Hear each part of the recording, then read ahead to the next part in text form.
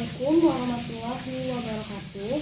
Perkenalkan, nama saya Lili Nurhayati dari kelas reguler B Manajemen 1 dengan nomor induk mahasiswa 200304031. Baiklah, saya di sini akan menjelaskan materi-materi apa saja yang sudah dipelajari dalam mata kuliah Manajemen Teknologi Informasi. Baiklah, kita akan masuk ke dalam materi pembahasan kita yang pertama, yaitu tentang sistem telekomunikasi. Telekomunikasi sendiri berasal dari kata tele dan komunikasi. Tele yang artinya jauh dan komunikasi yang berarti hubungan atau pertukaran informasi. Jadi, telekomunikasi sendiri adalah peristiwa pertukaran informasi atau komunikasi jarak jauh dari suatu tempat ke tempat yang lain. Dengan demikian, telekomunikasi dapat diartikan juga sebagai penyampaian informasi atau hubungan antara satu tempat dengan tempat lain menggunakan bahan peralatan khusus atau biasa disebut dengan peralatan elektronik. Sistem telekomunikasi sendiri hanya memerlukan 3 elemen. Yang pertama yaitu informasi yang diambil oleh pemancar dan berubah menjadi sinyal. Yang kedua, sinyal kemudian dilakukan melalui media jaringan. Yang ketiga, sinyal kemudian diterima dan diterjemahkan kembali menjadi informasi. Lalu, sistem telekomunikasi terdiri dari 2 sisi, yaitu pengirim informasi yang biasa disebut sebagai transmitter of information. Dalam telekomunikasi, pemancar atau transmitter atau pemancar radio ialah perangkat elektronik yang menggunakan gelombang radio menggunakan antena. Pemancar itu membentuk arus bolak-balik frekuensi radio yang lalu diterapkan ke dalam antena. Yang kedua, ada penerima informasi yaitu receiver of information. Sistem telekomunikasi harus melakukan hal-hal seperti memancarkan informasi, membangun atau membuat interface antara pengirim dan penerima. Telekomunikasi adalah sistem untuk mengkomunikasikan data dan informasi dari satu lokasi ke tempat lain. Berikut adalah fungsi 3 bagian terpenting dalam sistem telekomunikasi. Yang pertama ada transmitting device yang berfungsi menyampaikan informasi dari satu tempat ke tempat yang lain, baik dekat ataupun jauh. Transmitting device yaitu kabel, serat optik, dan udara, tergantung pada jarak tempat yang dihubungkan dan tergantung pada banyaknya tempat yang saling dihubungkan. Yang kedua, ada connecting device yang berfungsi menghubungkan perangkat sehingga pengguna dapat menghubungi pengguna lain yang mereka inginkan. Perangkat yang dimaksud masih menggunakan sistem manual jika masih diperlukan operator yang menghubungkan pengguna dengan pengguna lain yang dia inginkan. Yang ketiga, ada terminal, yaitu perangkat yang mengubah sinyal informasi asli. Media komunikasi merupakan semua alat untuk memproduksi, mereproduksi, mendistribusikan, dan menyebarluaskan serta menyampaikan informasi. Baiklah, untuk materi yang kedua kita akan membahas tentang internet, intranet, dan extranet. Internet sebenarnya adalah singkatan dari kata interconnection network, merupakan kumpulan dari jaringan-jaringan komputer yang terhubung menjadi sebuah sistem yang teratur. Jaringan-jaringan tersebut diatur oleh sebuah protokol yang disebut dengan Transfer Control Protocol atau Internet Protocol.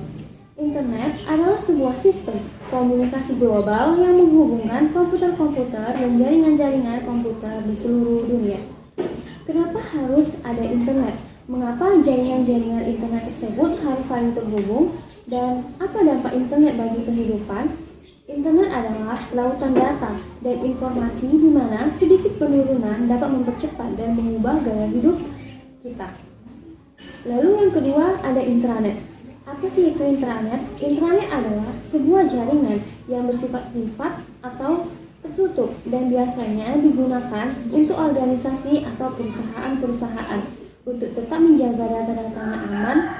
Dan intranet adalah sebuah jaringan internal perusahaan yang dibangun menggunakan teknologi internet. Apa saja ancaman eksternal pada intranet? Yang pertama ada pelanggaran keamanan, dan yang kedua ada virus.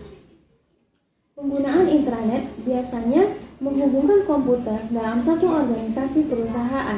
Yang kedua, mengamankan jaringan dalam organisasi dari pihak luar, membatasi akses terhadap suatu sumber, menghubungkan sumber dalam suatu jaringan agar bisa digunakan bersama. Lalu yang ketiga ada extranet.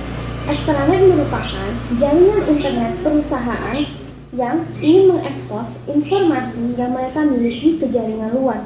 Extranet adalah jaringan pribadi yang menggunakan protokol internet atau sistem telekomunikasi publik untuk membagi sebagian informasi bisnis atau operasi secara aman kepada penyalur, supplier, penjual, vendor, mitra atau partner, dan pelanggan dan lain-lainnya.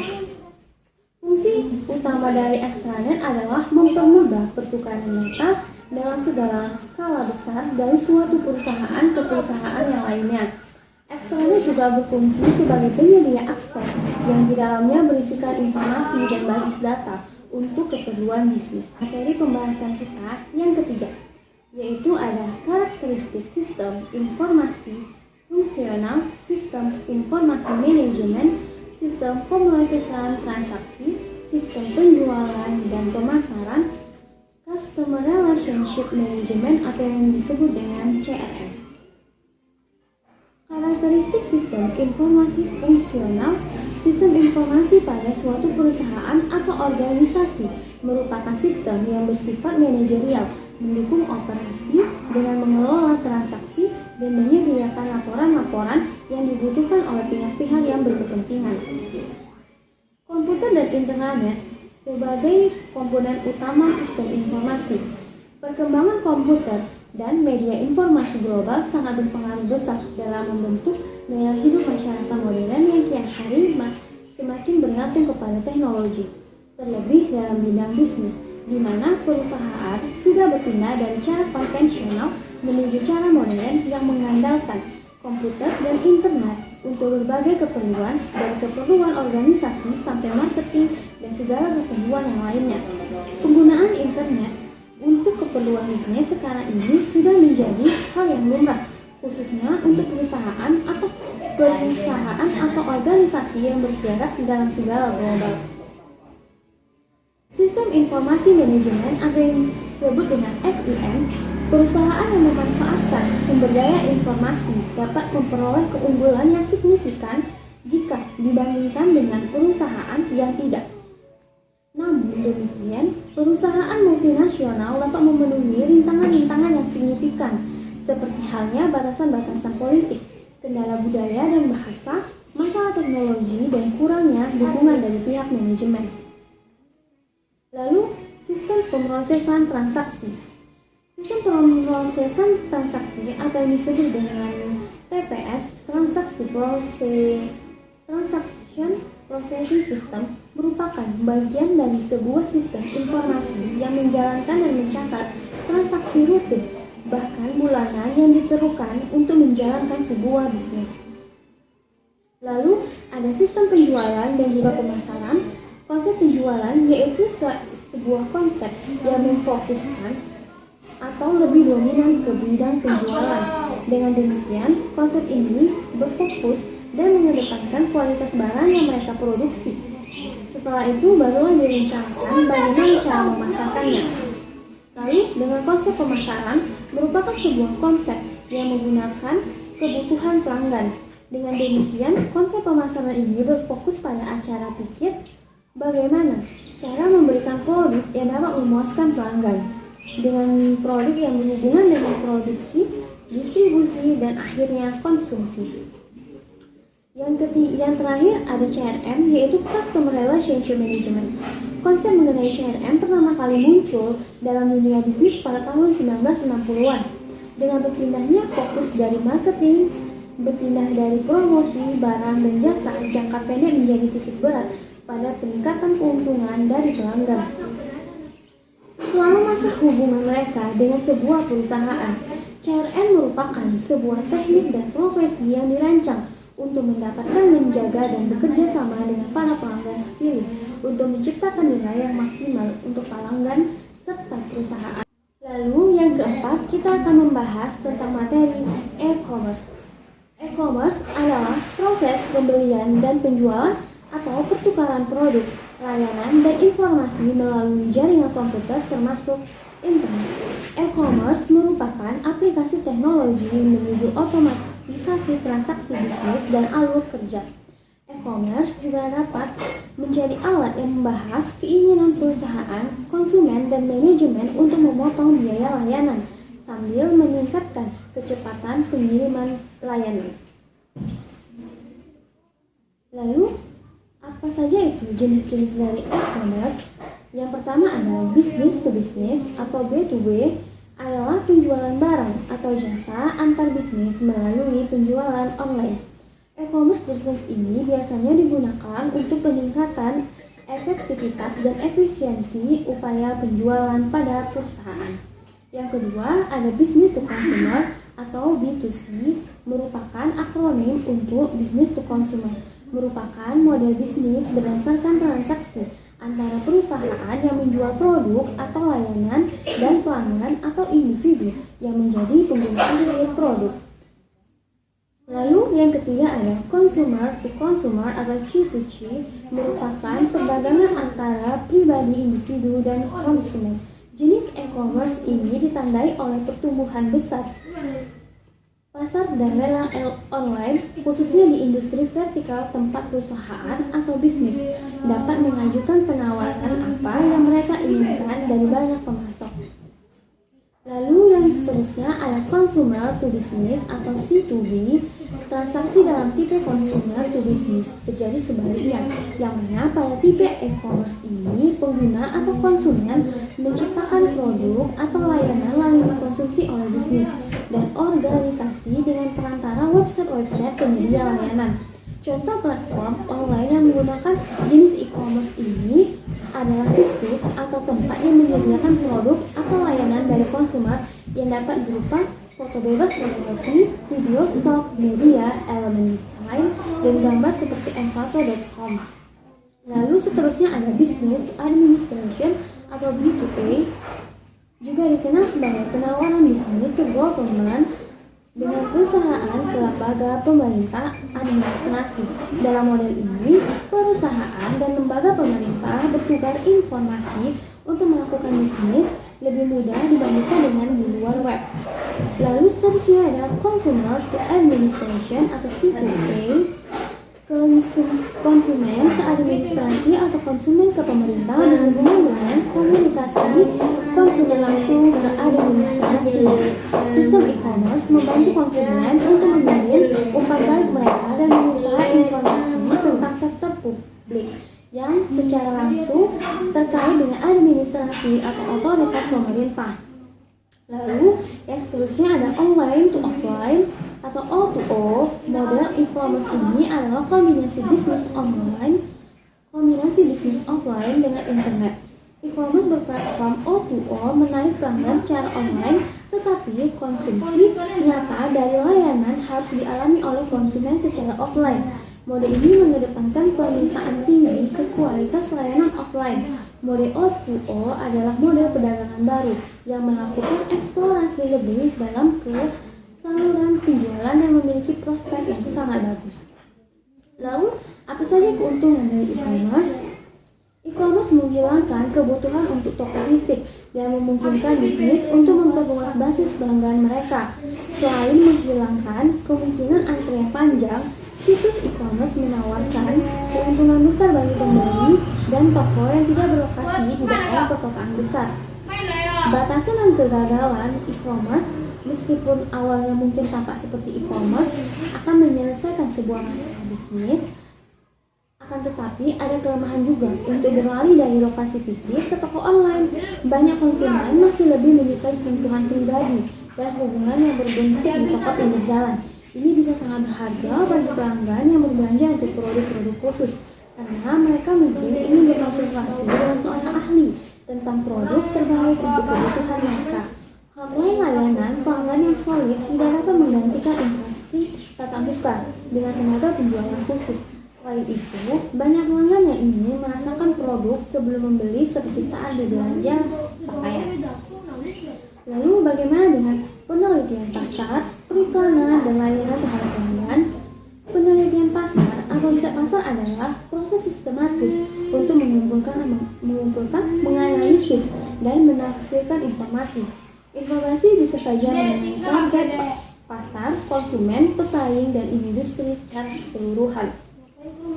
Riset pasar dipakai untuk mengembangkan strategi yang efektif, menimbang keputusan pro dan kontra, menentukan tujuan bisnis di masa depan, dan banyak lagi lainnya.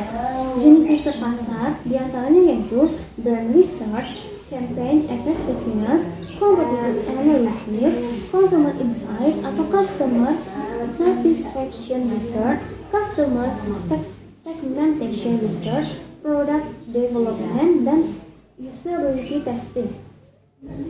Lalu dengan periklanan. Periklanan adalah sarana komunikasi dengan pengguna produk atau jasa. Iklan adalah pesan yang dibayar oleh orang yang mengirimnya dan dimaksudkan untuk memberitahu atau mempengaruhi orang yang menerimanya. Iklan selalu ada meskipun orang mungkin tidak menyadarinya. Di dunia sekarang ini, iklan menggunakan setiap media yang memungkinkan untuk menyampaikan pesan.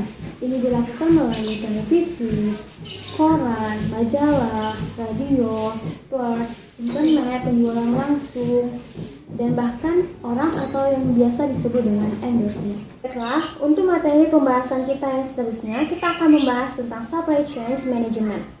Manajemen rantai pasokan atau supply chain management adalah manajemen aliran barang dan jasa dan mencakup semua proses mengubah bahan mentah menjadi produk akhir.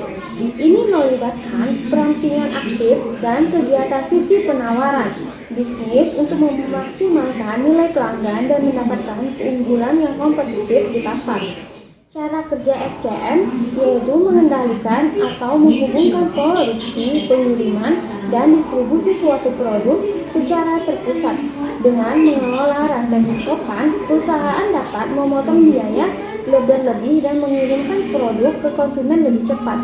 Terdapat 3 macam komponen SCM atau manajemen rantai pasokan menurut Rainer, Turban, dan Porter, yaitu yang pertama ada rantai supply upstream, yaitu supply hulu, mendefinisikan segala sesuatu yang masuk ke perusahaan dari pemasok, biasanya bahan baku, dan digunakan oleh perusahaan untuk menghasilkan sesuatu. Juga menentukan hubungan dan aliran informasi antara perusahaan dan pemasok. Yang kedua ada internal supply chain management atau manajemen internal rantai pemasok, meliputi rantai pasokan internal, mengacu pada rantai kegiatan dalam perusahaan yang diakhiri dengan menyediakan produk kepada pelanggan. Yang ketiga ada downstream SCM atau supply rantai pasokan hilir, mendefinisikan semua yang keluar dari perusahaan setelah siklus produksi. Lalu yang seterusnya ada permasalahan supply chain management. Yang pertama ada produk yang berkualitas, pabrikan global, permintaan pasar yang berubah, teknologi baru, konsolidasi basis pemasok.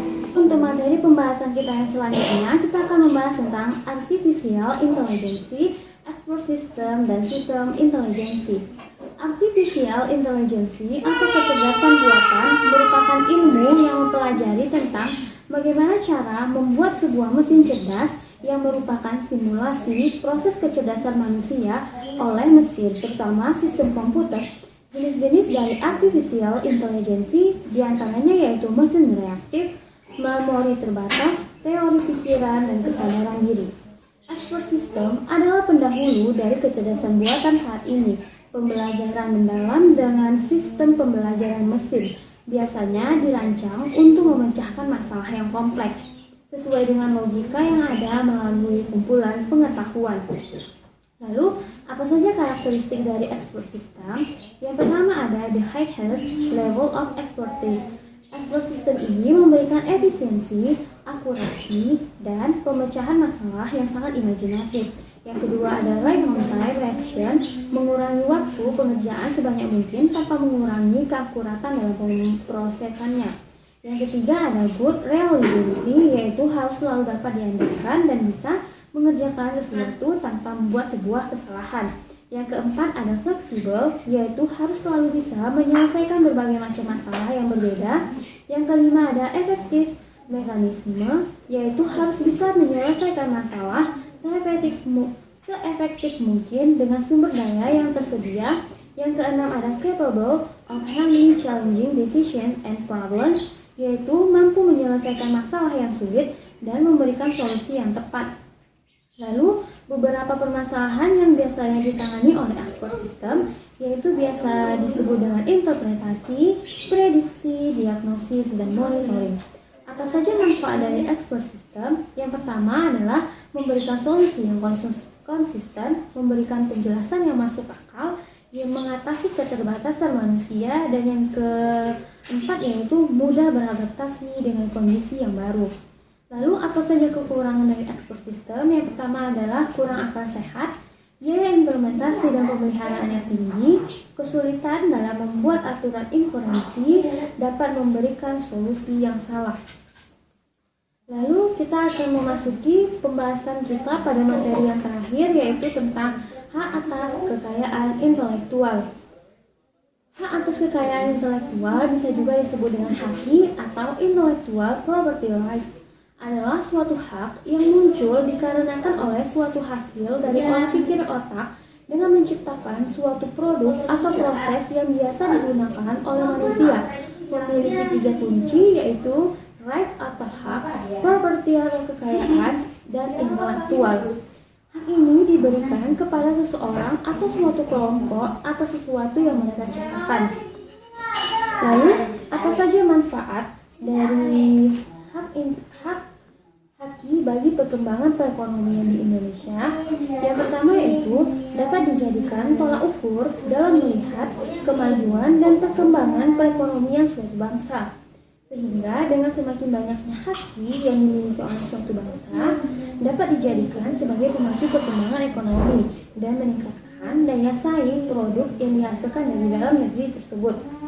Yang kedua ada perlindungan kekayaan intelektual akan menciptakan iklim kondusif bagi investasi, kegiatan penelitian, dan pengembangan untuk menghasilkan penemuan baru di berbagai bidang teknologi.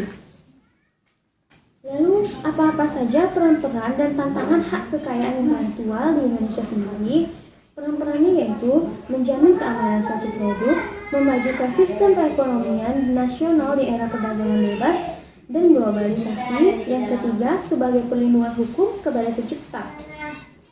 Lalu apa saja tantangan HAKI di Indonesia? Yang pertama adalah ciri dari masyarakat Indonesia sangat berbeda dengan isu tentang perlindungan atas kepentingan ekonomi individu pemilik hak dalam sistem HAKI.